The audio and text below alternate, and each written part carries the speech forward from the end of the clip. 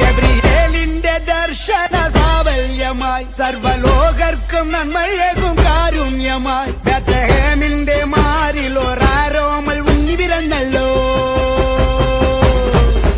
ഗബ്രിയേലിന്റെ ദർശന സാവല്യമായി സർവലോകർക്കും നന്മയേകും കാരുണ്യമായി ബേത്ലഹേമിന്റെ മാറിൽ ഒരാരോമൽ ഉണ്ണി പിറന്നല്ലോ.